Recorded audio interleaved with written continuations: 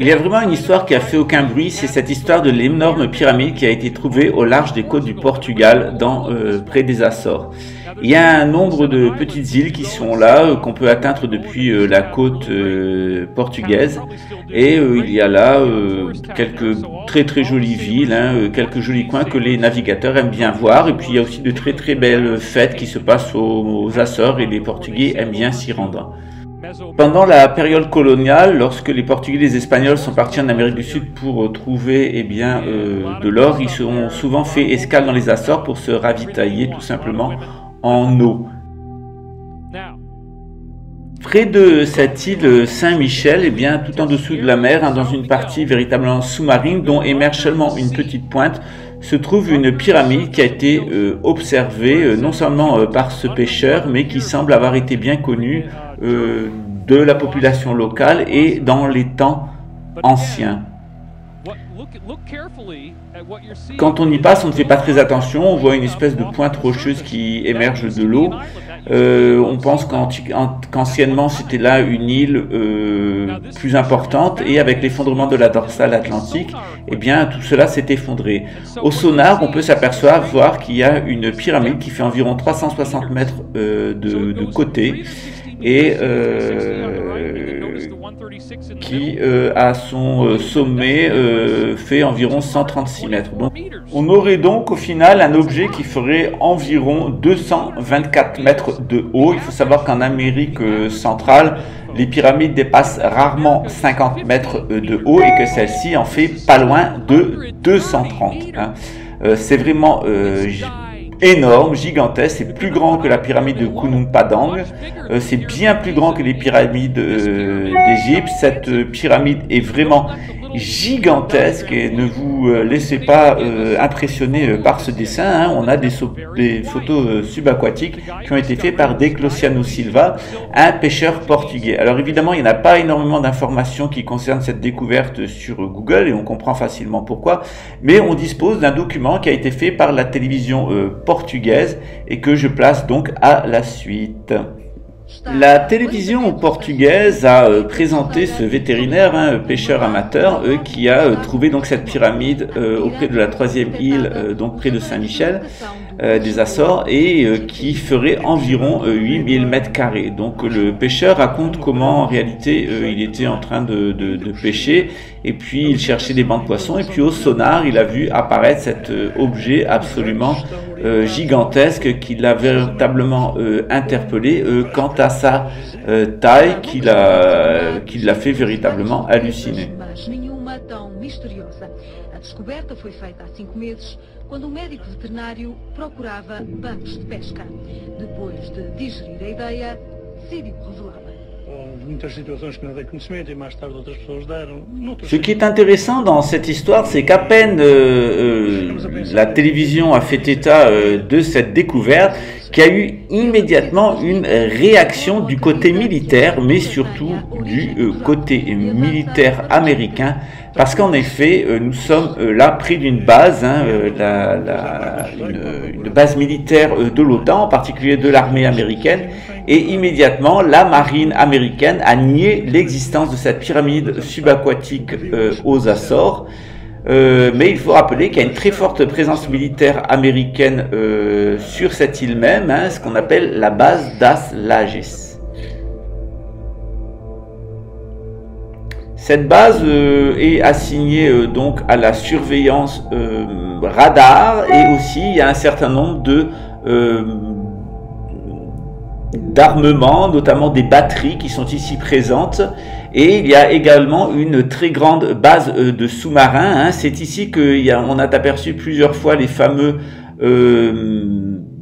avions espions en forme de V qu'on a quelquefois pris pour des ovnis, notamment pendant l'épisode belge où la Belgique était survolée par des triangles. Ce qu'il en est, c'est que cette base est quand même assez importante pour une petite île comme les Açores. Elle est là depuis 1917, résultant d'un accord donc avec le Portugal.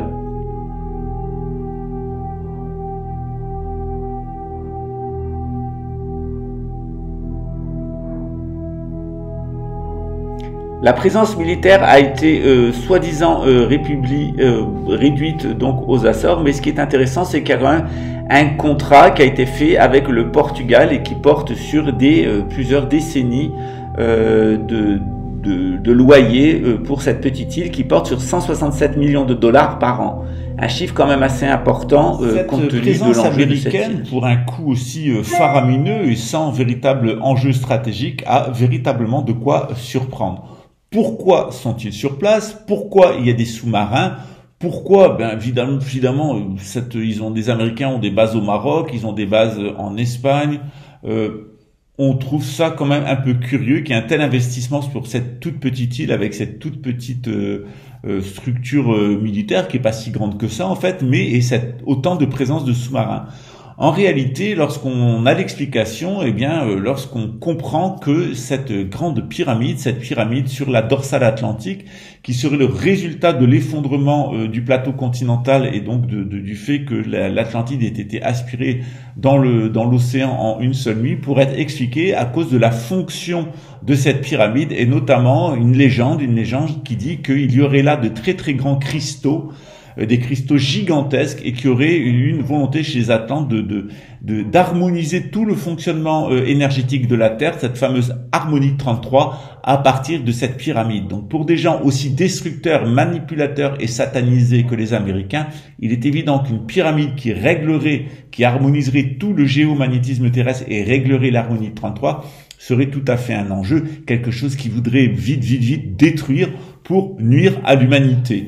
Évidemment, quand on s'intéresse à la question, on se rappelle toute une série d'émissions qui ont été faites dans les années 2000 sur le tsunami qui pourrait être déclenché par l'effondrement de la caldeira des Açores dans l'océan Atlantique. Me suis moi-même rendu sur place avec Camille il y a quelques années. Nous avions discuté avec un docteur en géologie espagnol qui était là en train de faire qui était un doctorant en réalité.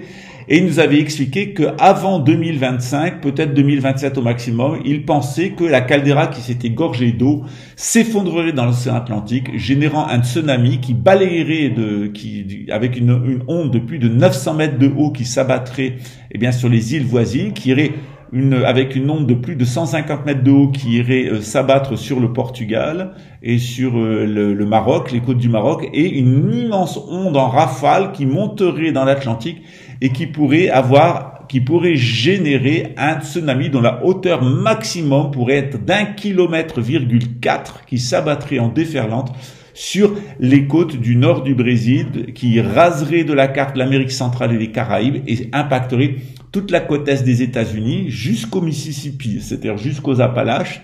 C'est-à-dire que toute la zone anciennement française serait protégée du Canada jusqu'à la Louisiane, mais toute la zone des 13 colonies britanniques qui sont la base de la colonisation des États-Unis par les pères fondateurs francs-maçons et qui ensuite ont été récupérés, l'ensemble a été récupéré par la couronne britannique avec la réserve fédérale et puis le président Wilson dans les années 1913-1917.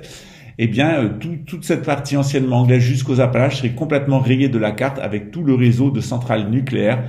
Et on se souvient qu'il y a une prophétie dans l'Apocalypse de Saint Jean qui nous dit qu'un grand océan deviendrait inhabitable à cause d'un poison et que le tiers des créatures maritimes disparaîtrait. S'agit-il d'un méga tsunami qui frapperait la côte est et les côtes européennes et qui déclencherait une catastrophe atomique? On peut se poser la question. La BBC, je vous l'ai dit, a fait plusieurs émissions, mais évidemment d'autres youtubeurs et d'autres internautes, et en Common Motion, je vous mets à la suite le travail d'un ami internaute du Maghreb. Je vous prie de l'écouter et nous le remercions pour son travail. Le méga tsunami des îles Canaries. Quelle menace représente-t-il? Des chercheurs prévoient qu'un méga tsunami, avec des vagues de presque 1 km de haut, pourrait se produire dans l'île de La Palma aux îles Canaries dans un futur proche. Quelles en seront les causes et les conséquences? Voyons d'abord quelle est la différence entre un tsunami et un méga tsunami. L'un des tsunamis les plus meurtriers de l'histoire est celui qui s'est produit dans l'océan Indien en 2004, à la suite d'un tremblement de terre d'une magnitude de 9,2. Il a fait plus de 250 000 victimes et disparu dans 14 pays. Le séisme a engendré des vagues allant jusqu'à 30 mètres qui ont déferlé sur les côtes de l'Indonésie, le Sri Lanka, la Thaïlande et l'Inde et même certains pays de l'Afrique de l'Est. L'exemple le plus récent est le tsunami de 2011, un séisme d'une magnitude de 9 survenu au Pacifique. Il a engendré des vagues allant jusqu'à 30 mètres à certains endroits et a fait 18 000 morts et disparus, ainsi que des dégâts estimés à 210 milliards de dollars et aussi engendré l'accident de la centrale nucléaire de Fukushima, qui est considérée comme la catastrophe nucléaire la plus grave depuis Tchernobyl. Un tsunami est une série de vagues très hautes pouvant aller jusqu'à 30 mètres qui déferlent sur les côtes après un tremblement de terre, un éboulement ou une éruption sous-marine. Alors qu'un tsunami produit habituellement des vagues pouvant aller jusqu'à 30 mètres de hauteur, les vagues géantes d'un méga-tsunami peuvent atteindre 300 mètres et même 1 kilomètre de haut à certains endroits. Ils peuvent aussi se propager dans l'océan à la même vitesse qu'un avion de ligne, soit 900 km à l'heure.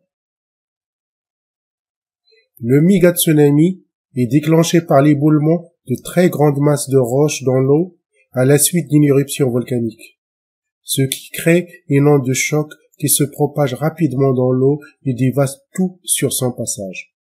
La question qui se pose, y a-t-il déjà eu des méga-tsunamis dans le passé? Au cours des 50 000 dernières années, il s'est produit plusieurs méga-tsunamis. Comme exemple, il y a 8000 ans, l'éruption de l'Etna en Italie a engendré des vagues de plusieurs centaines de mètres de haut qui ont ravagé une grande partie des côtes méditerranéennes. Au cours des temps plus récents, en 1958, un séisme d'une magnitude de 8.3 s'est produit dans la baie de Lituya, en Alaska. Une partie de plus de 40 millions de mètres cubes de flanc de la montagne s'est détachée et a abouti dans l'eau de la baie. Il a engendré un tsunami avec des vagues de plus de 525 mètres de haut qui ont déferlé et rasé la végétation jusqu'à une hauteur de 525 mètres. Ce sont les vagues les plus hautes jamais enregistrées à ce jour. Comme ce méga-tsunami ne s'est produit que dans une baie isolée et peu fréquentée, il n'a fait que quelques victimes parmi les pêcheurs. Ce genre de phénomène est-il possible dans un futur proche ailleurs, dans des endroits plus peuplés? La Cumbre Vieja, un volcan actif de l'île de La Palma, la plus occidentale des îles Canaries, située au large des côtes marocaines, est considéré par les chercheurs comme le candidat le plus probable qui peut provoquer un grand méga-tsunami.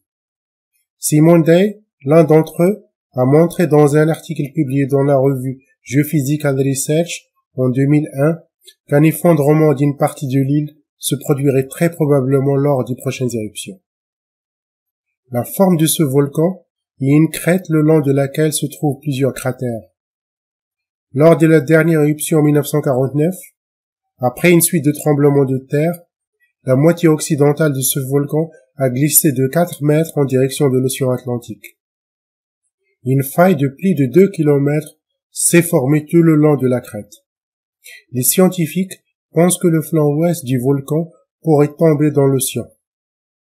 Si cela se produit, plus de 500 km3 de roches et de terre se déverseront dans l'océan en créant un énorme méga-tsunami qui ravagerait une grande partie des côtes de l'Atlantique Nord.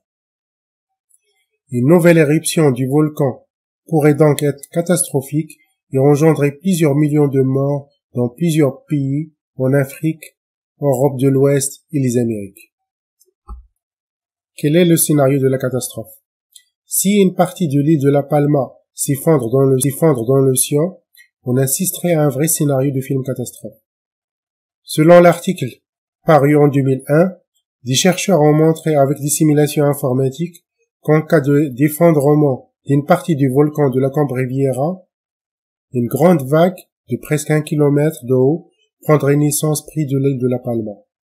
Elle provoquerait un tsunami géant qui dévasterait toutes les côtes de l'océan Atlantique. L'effondrement de ce volcan ne semble être qu'une question de temps. L'article des chercheurs Stephen Ward et Simon Day établit un scénario permettant de suivre la taille et la progression des énormes vagues que produiraient l'effondrement du flanc du volcan de l'île de La Palma. L'effondrement produira une vague colossale d'une taille entre 900 mètres et 1 kilomètre. Pour donner un ordre d'idée, il ferait 3 fois la taille de la tour Eiffel. Les vagues progresseraient ensuite très rapidement et dans toutes les directions à travers tout l'océan Atlantique. Selon le scénario élaboré par les chercheurs, la future éruption de la Cumbre-Vieja jetterait plus de 500 km3 de roches et de terre, soit presque la moitié de l'île de La Palma dans l'océan. Les vagues engendrées par ce méga tsunami traverseraient tout l'Atlantique en moins de 9 heures, soit à la même vitesse qu'un avion de ligne, et dévasteraient tout sur leur passage. Les îles Canaries et l'ouest de l'Afrique subiraient certainement les conséquences les plus graves. Selon les simulations, les côtes marocaines devraient recevoir des vagues de 150 mètres. Par comparaison, les côtes indonésiennes au cours du tsunami de 2004 n'ont reçu que des vagues de 30 mètres de haut.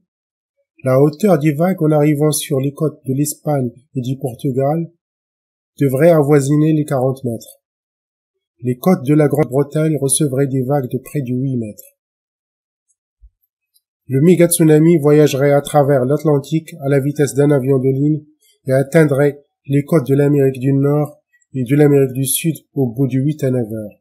Les vagues perdraient beaucoup de leur hauteur, mais ne perdraient pas de leur pouvoir destructeur. En effet, comme lors d'un jeu de billard, où chaque balle transmet son énergie à l'autre en la poussant plus loin, chaque particule d'eau transmet son énergie à la suivante. Le méga tsunami perdra un peu de son énergie en traversant l'Atlantique, mais provoquera certainement des dégâts inimaginables en arrivant dans des villes surpeuplées comme New York. C'est pour une raison ou une autre, comme par exemple un mouvement tectonique entre la plaque atlantique et puis la plaque européenne, la plaque nord-atlantique et la plaque africaine et la plaque du sud de l'Europe venaient à rentrer en collision l'une ou l'autre, ou si la plaque américaine qui va jusqu'à l'Angleterre était déséquilibrée, par exemple avec une bombe atomique de forte puissance, les vibrations qui seraient engendrées provoquerait certainement la chute de la palmera de la caldeira des Açores, du volcan, donc de la caldeira du volcan des Açores, ici de Saint-Michel, qui est déjà rempli d'eau. Le moindre petit déséquilibre de cette plaque tectonique, la moindre vibration, amènerait sa chute dans l'océan, et on aurait alors un gigantesque tsunami qui partirait des Açores, qui traverserait l'Atlantique en quelques heures, en moins de 10 heures, et il serait absolument impossible, à partir du moment où le tsunami serait détecté, de pouvoir prévenir les populations du Maroc ou de l'Europe qui seraient immédiatement englouties. Ce tsunami, en moins de 8 heures, de 8 à 10 heures, traverserait l'océan Atlantique et irait impacter l'intégralité des côtes du nord du Brésil, tous les États-Unis, toute l'Afrique centrale, toute l'Amérique centrale, toute la Floride, et en remontant vers le Canada, le tsunami remonterait d'ailleurs le fleuve, le Saint-Laurent, sans doute jusqu'à Québec, et il s'en suivrait un chaos. Évidemment, les autorités nord-américaines ne pourraient pas évacuer la population puisqu'il s'agit d'environ 40 millions de personnes sur la côte est des États-Unis, et ces personnes seraient véritablement sacrifiées, c'est-à-dire que les personnes qui ont des hélicoptères ou des moyens de fuite pourraient fuir, mais le tsunami, selon sa hauteur, pourrait rentrer entre 20 mètres, pourrait avoir au minimum 20 mètres de haut, sans doute 120 mètres, et s'il atteignait 1400 mètres, on passerait d'une zone de destruction de 20 km à l'intérieur des terres américaines à une zone de 200 km jusqu'à l'intérieur des côtes américaines qui balayerait l'intégralité des États-Unis, qui détruirait Babylone la Grande, la prostituée avec son économie, ses centrales nucléaires, son potentiel, affaiblissant durablement les États-Unis qui mettraient 100 ans à sortir de la destruction engendrée avec toute la ruine pour l'économie bancaire, Wall Street, le Delaware, où la plupart des entreprises américaines sont domiciliées pour des raisons fiscales, et on aurait une extrême perte de la population qui pourrait aller entre 300 000 jusqu'à 40 millions d'Américains, de Sud-Américains et d'Américains de l'Amérique centrale qui verraient cette déferlante s'abattre sur eux, avec bien des terres entre 20 km et 200 km qui seraient noyées durablement pendant des heures, voire pendant des jours, avant que l'eau ne commence à refluer. On s'en souvient, Alois Erlmeyer, le fameux prophète voyant, spirit et radiesthésiste allemand, avait prévu eh bien que la Russie allait rentrer en Allemagne, qu'elle allait jeter des bombes nucléaires extrêmement fortes sur la Grande-Bretagne. Il semble d'ailleurs que les crop circles, les derniers crop circles d'Angleterre lui donnent raison, puisqu'on a le symbole atomique qui apparaît et visiblement des points d'impact de la bombe Satan II qui lâche jusqu'à 17 missiles. C'est une bombe nucléaire qui se divise en 17. Et les crop circles nous semblent nous indiquer cette année, en 2020, eh bien les points d'impact de ces missiles atomiques russes. Donc on aurait une invasion de l'Europe, de l'Allemagne et de l'Europe du Nord par la Russie, tandis que l'Iran attaquerait Israël, un reflux des Israéliens vers les États-Unis, un effondrement économique juste avant des États-Unis et de l'Europe qui permettrait à la Russie de rentrer, puisqu'avec la Chine elle est moins indemne, elle en est plus indemne. La Chine rentrerait en Alaska et puis au Canada, et allant d'ailleurs jusqu'à Ottawa. Tandis que, évidemment, les Russes, pour ne pas reproduire les erreurs d'Hitler, eh bien, donneraient un coup de massue sur la City of London pour décapiter une des trois têtes de la Gorgone, Israël, Grande-Bretagne, États-Unis. Et en fait, en réalité, ensuite, il y aurait une reconquête depuis les États-Unis avec des produits chimiques pour zigouiller tout le monde en Europe, hein. Un grand nuage de fumée qui partirait des côtes du Cotentin et qui irait jusqu'à Moscou en passant par l'Autriche et qui balayerait sur un rayon de 300 km toute l'Europe, du nord de l'Europe jusqu'à l'est, pour tuer la plupart des gens et créer un espèce de chaos avec ces bombes atomiques qui seront jetées et qui vont créer 3 jours de chaos, cette tempête chimique qui sera en réponse, qui sera envoyée par les Américains, puisque Alois Erlmeyer voit c'est-à-dire 3 semaines, 3 mois ou 3 ans de guerre. Et puis au final, lorsque les Américains vont faire cette guerre de reconquête, revenir en Europe, refaire une grande guerre à nouveau pour reconquérir eh bien le Moyen-Orient et installer leur antéchrist en Israël, eh bien il y aurait, suite à ce bombardement atomique des Russes sur la Grande-Bretagne, eh bien un mouvement tectonique au niveau du sol qui ferait tomber la caldeira de Palma des Açores dans l'océan, avec les États-Unis qui auraient leur châtiment. Or, ce châtiment des États-Unis par l'eau, il a été annoncé par les Mormons, de leurs prophètes d'ailleurs, des Mormons, qui ont bien expliqué que, en réalité, il y a toute une prophétie aux États-Unis que toute la partie des 13 colonies serait entièrement noyée et que les patriotes, les résistants, iraient sur les montagnes des Appalaches, et qu'on aurait tout le long du Mississippi jusqu'au nord, un retour à la culture française avec le grand monarque qui s'installerait à Québec, puisque la France serait pratiquement inhabitable sauf l'ouest de la France, et que toute la partie anglaise et toutes les parties problématiques d'Amérique centrale et du nord de l'Amérique du Sud auraient été détruits. On aurait une réunification à partir du Brésil avec le Canada et la France dans ce fameux triangle sacré, le triangle des Atlantes, qui risque fort d'être le triangle du châtiment d'Ésaü, le fils maudit d'Isaac, le concurrent, celui qui a toujours voulu faire la peau d'Israël, c'est-à-dire de la communauté spirituelle des Juifs talmudistes et des chrétiens gnostiques. Que va-t-il se passer? Nous le verrons. Peut-être, ou nous ne le verrons pas. Cela dépendra si on est mort des vaccins ou si on est toujours là. Allez, c'était une blague. Je vois et ressens. Je vois et comprends. C'est toujours le meilleur. C'est pas un perdant. Il est toujours à l'heure. Il est parfait et pourtant il va chez le docteur. Il aime pas ses cheveux blancs. Je crois que c'est le moment pour cette peur étrange de consacrer un instant à cette joie qui la dérange. On l'écoute à table, il a toujours raison. Il paraît le plus fiable dans le tas, mais dans le fond, il reste incapable d'accepter un autre son.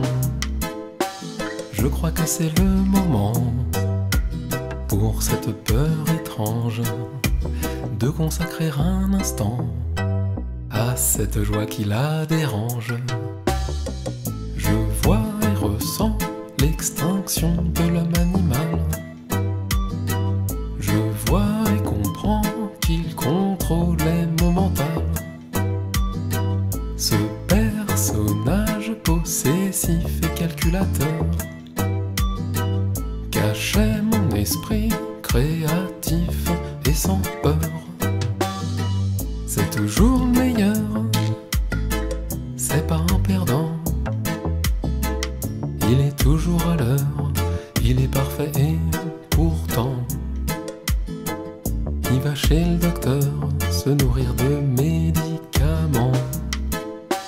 Je crois que c'est le moment pour cette peur étrange de consacrer un instant à cette joie qui la dérange. On l'écoute à table, il a toujours raison. Il paraît le plus fiable dans le tas, mais dans le fond, il reste incapable de vivre une émotion. Je crois que c'est le moment pour cette peur étrange de consacrer un instant à cette joie qui la dérange. Je vois et ressens l'extinction de l'homme animal. Je vois et comprends qu'il contrôlait mon mental. Ce personnage possessif et calculateur cachait mon esprit créatif et sans peur.